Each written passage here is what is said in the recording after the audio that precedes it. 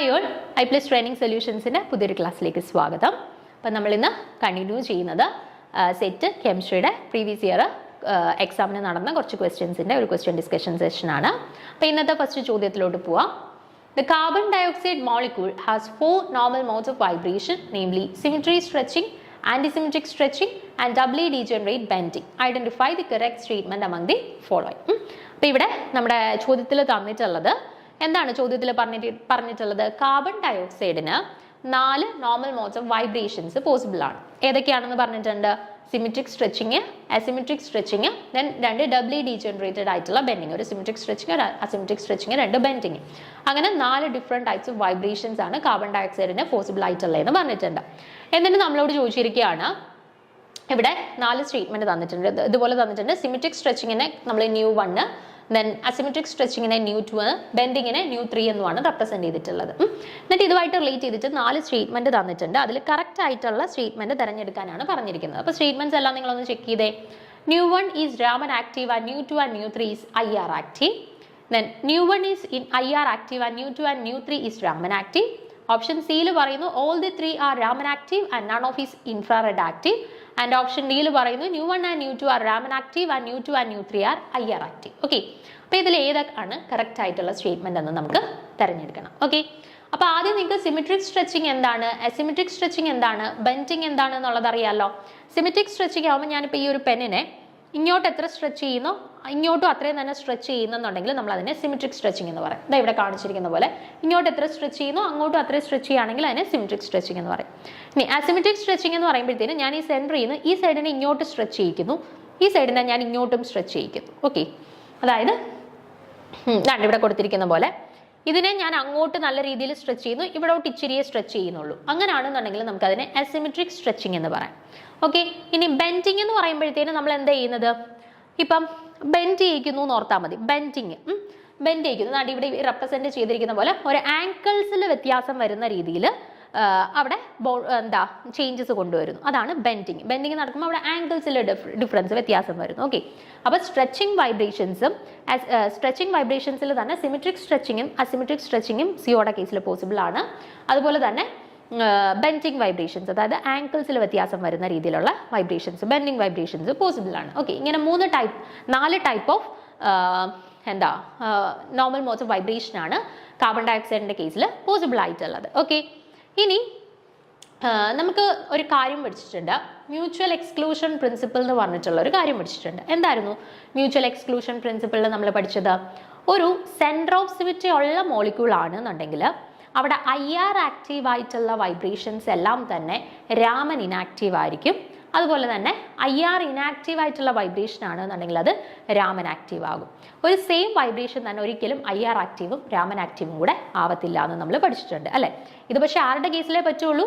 Centre of symmetry ഉള്ള മോളിക്യൂൾസിന്റെ കേസിൽ മാത്രമേ ഈ മ്യൂച്വൽ എക്സ്ക്ലൂഷൻ പ്രിൻസിപ്പിൾ വാലിഡ് ആയിട്ടുള്ളൂ. ഇവിടെ നമ്മളോട് ചോദ്യത്തിൽ ചോദിച്ചിട്ടുള്ളത് കാർബൺ ഡയോക്സൈഡിന്റെ കേസാണ്. കാർബൺ ഡയോക്സൈഡിനെ നമുക്കറിയാം എന്താണ്? സെൻറ്റർ ഓഫ് സിമെട്രി ഉള്ള ഒരു മോളിക്യൂളാണ് കാർബൺ ഡയോക്സൈഡ് അല്ലേ. കാർബൺ ഡയോക്സൈഡിന്റെ സെൻറ്ററിൽ സിയും 2 വശത്തും ഓക്സിജൻ. അപ്പോൾ സെൻറ്റർ ഓഫ് സിമെട്രി ഉള്ള ഒരു മോളിക്യൂളാണ് കാർബൺ ഡയോക്സൈഡ്. അപ്പോൾ കാർബൺ ഡയോക്സൈഡിന്റെ കേസിൽ മ്യൂച്വൽ എക്സ്ക്ലൂഷൻ പ്രിൻസിപ്പിൾ വാലിഡ് ആണ് അല്ലേ.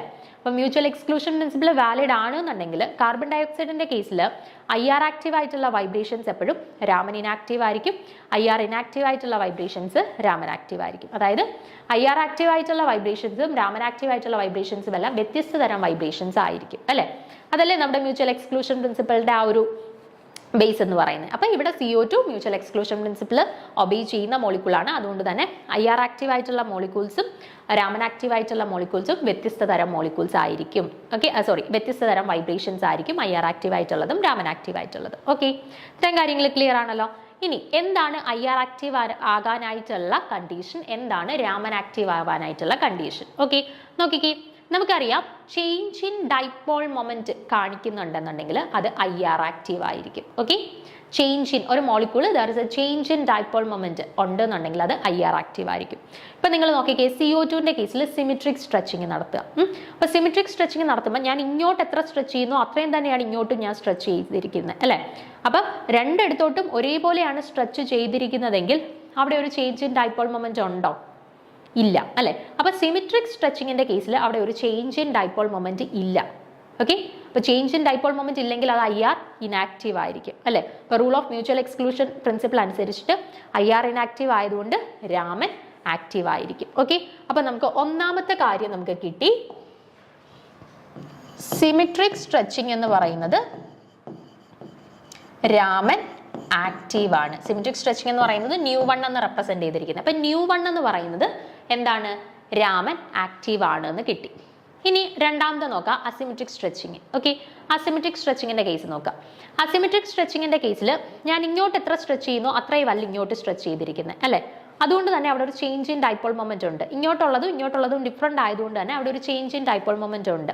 അപ്പൊ അസിമെട്രിക് സ്ട്രെച്ചിങ് എന്ന് പറയുന്നത് ചേഞ്ച് ഇൻ ഡൈപോൾ മൊമെന്റ് ഉള്ളത് കൊണ്ട് തന്നെ IR ആക്റ്റീവ് ആണ്. അപ്പം ν2 അല്ലെങ്കിൽ അസിമെട്രിക് സ്ട്രെച്ചിങ് എന്ന് പറയുന്നത് IR ആക്റ്റീവ് ആണ്. ഓക്കെ, അപ്പൊ ν1 അല്ലെങ്കിൽ സിമെട്രിക് സ്ട്രെച്ചിങ് എന്ന് പറയുന്നത് രാമൻ ആക്റ്റീവ് ആണെന്ന് കിട്ടി.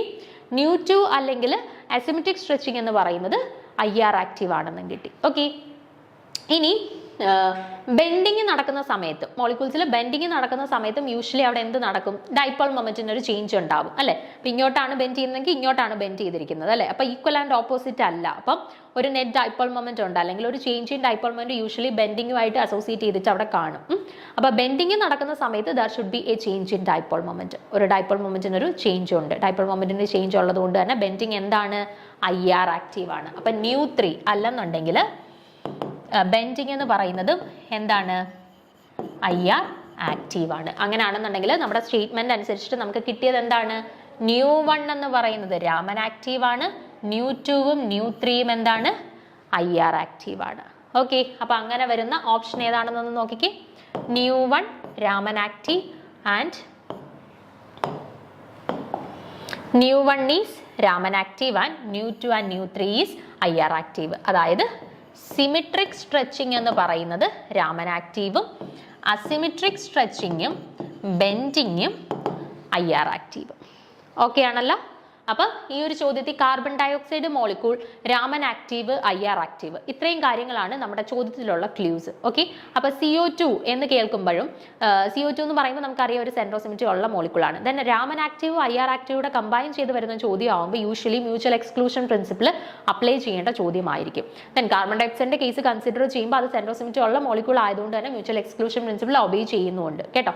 അപ്പം ചോദ്യത്തിലുള്ള ഇത്രയും ക്ലൂസിനെ ബേസ് ചെയ്തിട്ട് നമുക്ക് ഓൾറെഡി മനസ്സിലാക്കാം എന്ത് ഇത് മ്യൂച്വൽ എക്സ്ക്ലൂഷൻ പ്രിൻസിപ്പിൾ ബേസ് ചെയ്തിട്ടാണ് ഈ ചോദ്യം ആൻസർ ചെയ്യേണ്ടതെന്നുള്ളത്. ഓക്കെ ആണല്ലോ. അപ്പം വളരെ സിമ്പിൾ ആണ്. ജസ്റ്റ് ആ കൺസെപ്റ്റ് ഇതാണെന്ന് മനസ്സിലാക്കി കഴിഞ്ഞാൽ നമുക്ക് വളരെ സിമ്പിൾ ആയിട്ട് ചെയ്യാൻ പറ്റുന്ന ഒന്നാണ് ഈ ചോദ്യം. ഓക്കെ, ക്ലിയർ ആണല്ലോ.